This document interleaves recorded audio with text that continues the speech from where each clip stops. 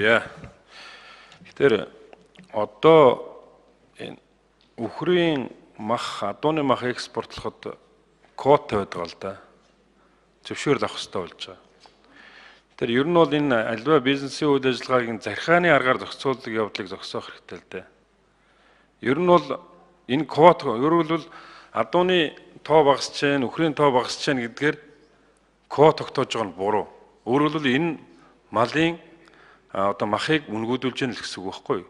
Хэрвээ энэ хэмжээгээр экспортлогдоод үнэн сайжраад явах юм бол малчид үхэр илүү тэжих, адуу илүү тэжих одоо маллах тийм одоо сонирхол нь илүү төрөх байхгүй. Тэгэхээр энийг ингээ буцаагаад хязгаарлалтаар зах зээл дэх үнэ нь бас тодорхой хэмжээнд байдаг, зөвхөн дотооддоо хэрэгэлдэг.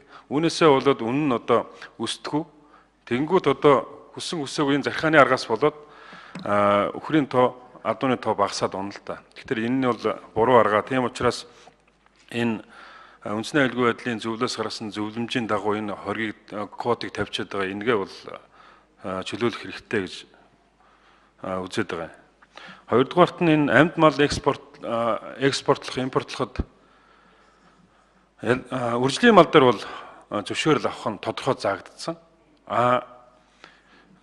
Товарын мал дээр ямарваа нэгэн одоо экспорт импортын зөвшөөрлийг хаанаас авах тухай юу ч байхгүй. Өөрөөр хэлбэл бизнес эрхэлж байгаа хүн шууд гарах боломжтой. Өөрөөр ямар ч хууль тогтоомжоор энийг хязгаарлаагүй. Тэгэхээр энэ бизнес эрхлэгчид яаж яах вэ гэхээр хаан ч энийг хориглоог болохоор тэр энийг ер нь бол төр бол амьдаар нь гарах сонирхолгүй байгаа. Энэ дээр бол хүн суртал үүсгдэг. Ягаад гэвэл хүнс хөдөөж ухаан яам мэржлийн хяналт хоорондоо гүйлгээд хайлж тодорхой хариулт өгөхгүй ингээ байсаар байгаа тэр хүн сүулдэ залхаад болдог. Тэгэхээр энийг тодорхой болох хэрэгтэй байна. Ер нь бол барааг импортлох, экспортлоход засгийн газар хориг тавьдаг.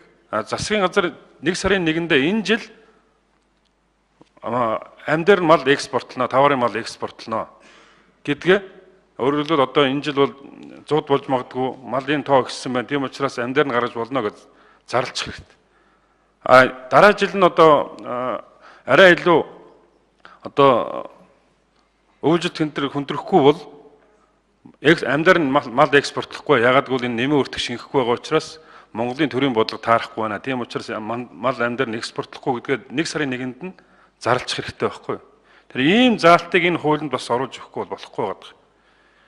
Тэгээ энэ одоо 3 дугаар сүүлийн хилцүүлэг учраас энэ дээр бас одоо орох боломжгүй байх л та. Тэгэхээр ер нь засгийн газар энэ дээр бол тодорхой байр суурьтай байхгүй бол бизнес эрхлэгч нар ялангуяа энэ квота холбоотой товарын мал экспортлохтой холбоотой асуудал дээр бол маш их чирэгддэг шүү. Энэгийн тодорхой болох асуудлыг засгийн газар хийж өгөх ёстой шүү гэдгийг хэлье. За баярлалаа.